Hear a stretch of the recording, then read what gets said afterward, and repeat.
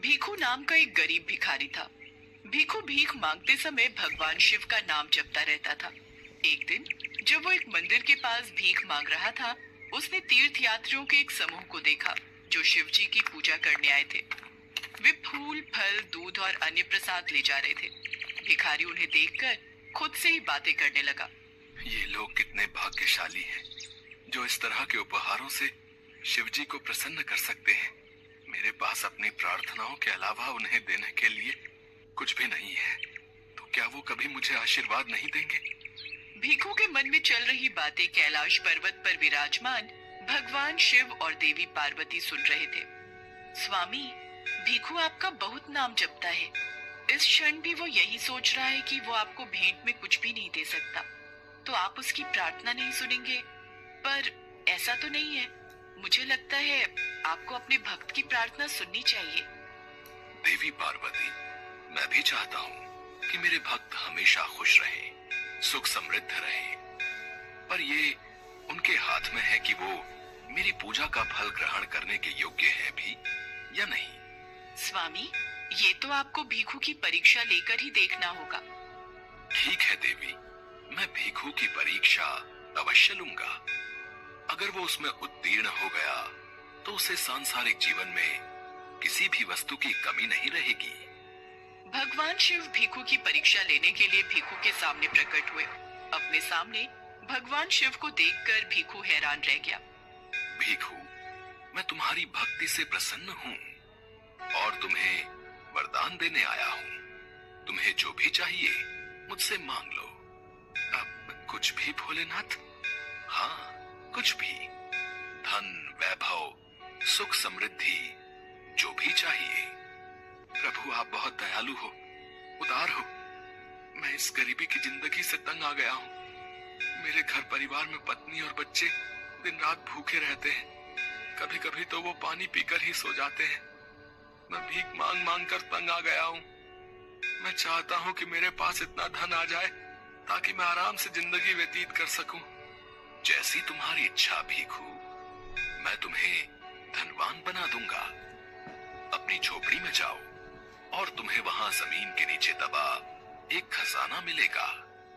लेकिन याद रखना, तुम्हें उस खजाने का आधा हिस्सा मुझे देना होगा। ये मेरे वरदान की शर्त है। ठीक है प्रभु, मैं याद रखूंगा। भीखू ने खजाने की बात सुनकर जल्दी जल्दी भगवान को प्रणाम किया और वहां से झोपड़ी की ओर तेजी से भाग गया। भगवान शिव मुस्कुराए और अंतर ध्यान हो गए। भीखू घर पहुंचा और जल्दी जल्दी जमीन को खोदने लगा। अरे क्या हो गया? पागल हो गए हो क्या? एक तो पहले ही टूटी फूटी झोपड़ी है, ऊपर से खोद कर तुम ये जमीन और भी खराब कर रहे हो। आज भीख नहीं मिली तो लगता है पागल हो गए हो। जमीन को तो ऐसे खोद रहे हो जैसे जमीन के नीचे कोई खजाना छिपा है। तूने ये बात तो 16 आने सच कही। जमीन के नीचे खजाना ही है। मुझे भगवान शिव ने दर्शन देकर खुद बताया। ये देखो, कितना बड़ा संदूक। चलो, इसे बाहर निकालने में मेरी मदद करो। अरे, हमारी तो फूटी किस्मत चमक गई। अब ये सारा धन हमारा है।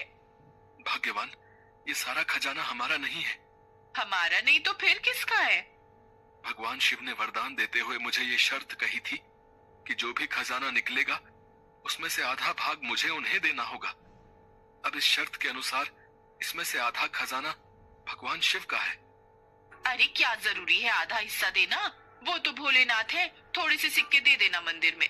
उन्हें क्या पता चलने वाला है कि हमने कितना खजाना निकाला था। तुम भी बड़े सीधे हो।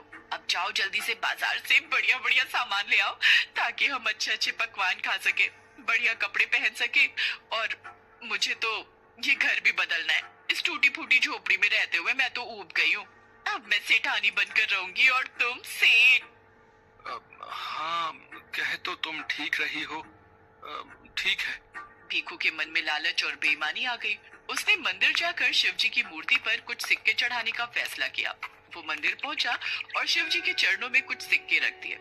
भीखू महादेव के चरणों में सिक्के चढ़ाकर घर लौटा तो उसकी पत्नी सिर पर हाथ धरे बैठी थी। क्या हुआ भाग्यवान? तुम सिर पर हाथ रखकर क्यों बैठी हो?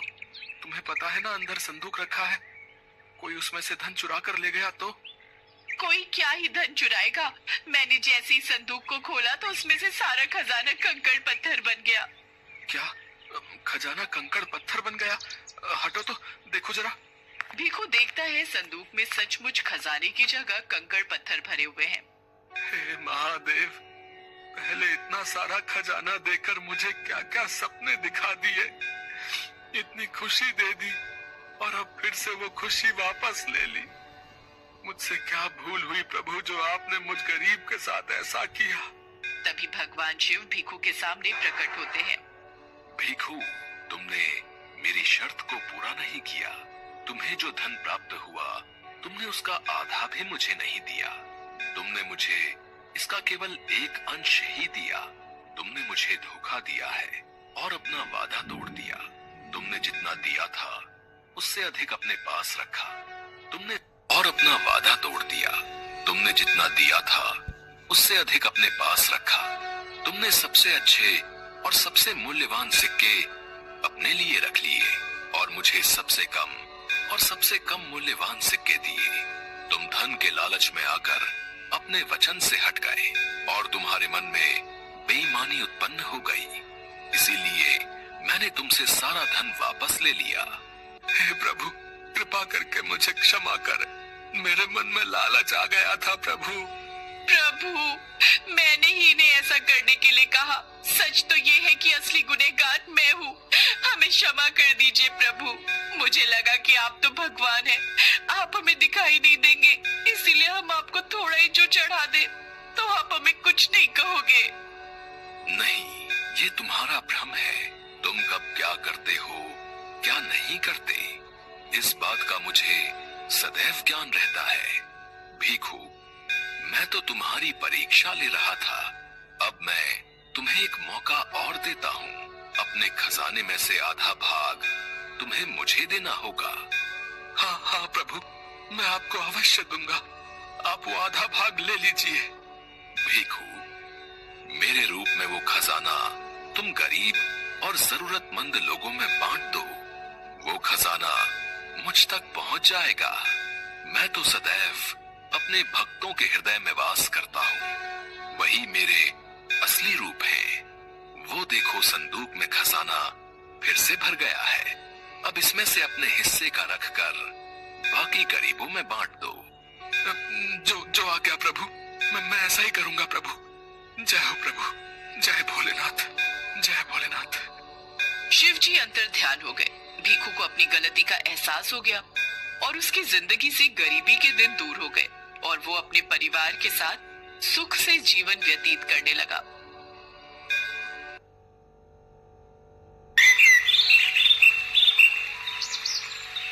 ये कहानी है गिरधर नाम के एक सुनार की। गिरधर की आदत थी रोजाना सुबह भगवान शिव की पूजा आराधना करके गल्ले पर बैठना।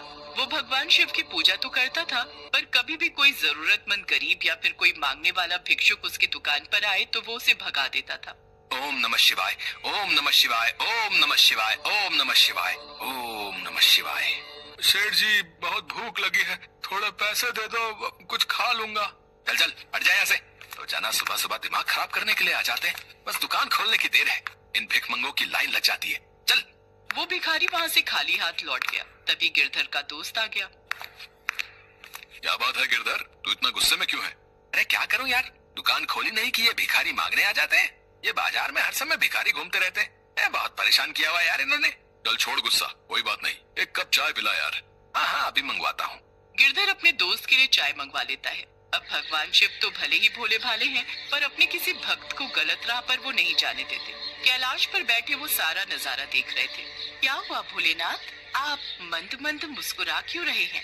देवी पार्वती, वो देखो मेरा भक्त गिरधर, वो मेरी पूजा बहुत मन से करता है, पर वो ये नहीं जानता कि मेरी असली पूजा तो गरीब और बेसहारा लोगों की सहायता करने से है, क्योंकि धरती के प्रत्येक प्राणी में मेरा वास है। अभी कुछ देर पहले ही उसने एक जरूरतमंद को अपने द्वार से खाली हाथ ही लौटा दिया। प्रभु, फिर तो आपको अपने भक्त को सही मार्ग पर लाना ही होगा। देवी पार्वती, मैं गिरधर के द्वार पर अवश्य जाऊंगा। अब वो तो उसे देखना है कि वो मुझे पहचान पाता है या फिर नहीं। भगवान शिव एक भिखारी का भेष बना लेते हैं और गिरधर के पास पहुंचते हैं। गिरधर उस समय दुकान पर भगवान शिव की पूजा ही कर रहा था। हे महादेव, मैं आपकी रोजाना सच्चे मन से पूजा करता हूँ, हमेशा आपका नाम लेता रहता हूँ, फिर भी आप मुझे दर्शन नहीं देते हो प्रभु। प्रभु, मेरी इच्छा है कि आप मुझे दर्शन दो, मैं आपके दर्शन पाना चाहता हूँ प्रभु। ओम नमः शिवाय, ओम नमः शिवाय, ओम नमः शिवाय। बेटा, आज सुबह से कुछ भी नहीं खाया है, थोड़ी मदद कर दो तो मैं कुछ खा लूंगा। लो, फिर आ गया एक और मांगने के लिए। मैं तो सच में परेशान हो गया हूँ, ठीक से थोड़ी देर पूजा और मंत्र जप भी नहीं कर सकता। ये दुकान खुली नहीं कि मांगने के लिए दुकान के सामने खड़े हो जाते हैं। अरे चलो चलो चलो चलो जाओ यहाँ से, सुबह सुबह दिमाग मत खराब करो। ओम नमः शिवाय, ओम नमः शिवाय। मुझे तो खाली हाथ लौटा रहे हो बेटा, अगर भगवान शिव स्वयं तुम्हारे द्वार आ गए तो तुम उन्हें खाली हाथ लौटा दोगे? अरे भगवान शिव ऐसे नहीं आते हैं, वो जब आएंगे ना तो मेरी दुकान उनके रूप और तेज से चमकने लगेगी। बहुत सुंदर रूप है उनका, साक्षात महाकाल है वो, महाकाल। हाँ, तुझमें और भगवान शिव में बहुत अंतर है। तू ठहरा एक भिखारी और वो है पूरी सृष्टि को चलाने वाले। भगवान शिव है वो, अगर उनके मुझे दर्शन हो गए तो उनकी मैं खूब सेवा करूंगा। हाँ, अगर मैं ये कहूँ कि मुझ में भी उनका ही वास है बेटा, और इस जगत के प्रत्येक प्राणी में उनका वास है, तो क्या तुम फिर भी मुझे कुछ नहीं दोगे? अरे पागल हो गया है क्या? है? भगवान शिव तुझ जैसे तुच्छ भिखारी के अंदर वास करेंगे? अरे बिल्कुल नहीं। अरे मैं मान ही नहीं सकता। अरे तुझे भीख मांगनी है ना, इसलिए तू ऐसी बड़ी बड़ी बातें कर रहा है। भगवान शिव ऐसे दर्शन नहीं देते, वो क्या भिखारी बनकर मेरे द्वार पर आएंगे? नहीं नहीं, वो तो बहुत सुंदर रूप में मुझे दर्शन देंगे। तू जानता भी है भगवान शिव कैसे दिखाई देते हैं? कैसे दिखाई देते हैं? कहीं ऐसे तो नहीं? और फिर भगवान शिव अपने वास्तविक रूप में आ जाते हैं। उनमें इतना तेज था कि गिरधर की आंखें उन्हें ठीक से देख भी नहीं पा रही थी। हे महादेव, आप मेरे द्वार पर आए और मैं आपको पहचान भी नहीं पाया। मुझे क्षमा कर दो प्रभु, मुझे क्षमा कर दो। गिरधर, तुम मेरे परम भक्त हो, इसलिए मुझे तुम्हें दर्शन देने तो आना ही था। पर याद रखना, मैं सभी प्राणियों में वास करता हूँ। मेरा अनंत स्वरूप हर प्राणी में विद्यमान है, इसलिए सभी प्राणियों का आदर करो। भूखों को भोजन खिलाओ, प्यासों को पानी पिलाओ, दान पुण्य करो। पशु पक्षियों और जानवरों को कभी भी कोई कष्ट मत पहुंचाओ। पशु पक्षियों और जानवरों को कभी भी कोई कष्ट मत पहुंचाओ। सदैव दूसरों की भलाई करो, तभी तुम्हें मेरी पूजा का फल प्राप्त होगा। मैंने भिखारी का भेष इसीलिए बनाया था ताकि मैं तुम्हें सही मार्ग दिखा सकूं। मुझे क्षमा कर दो प्रभु, मैं अब ऐसा कभी नहीं करूंगा, कभी नहीं करूंगा। मेरे द्वार से कभी कोई खाली हाथ नहीं लौटेगा। मैं आपको वचन देता हूँ प्रभु, मुझे आपके दर्शन हो गए, मेरा जीवन धन्य हो गया। हे शिव शंकर, आपकी सदा ही जय हो। जय भोलेनाथ। इसके बाद भगवान शिव वहाँ से अंतर्ध्यान हो जाते हैं। उस दिन के बाद गिरधर के द्वार से कभी भी कोई खाली हाथ नहीं लौटा। इस कहानी से हमें यही शिक्षा मिलती है कि हमें अपने सामर्थ्य के अनुसार निर्धन और जरूरतमंद लोगों की मदद अवश्य करनी चाहिए।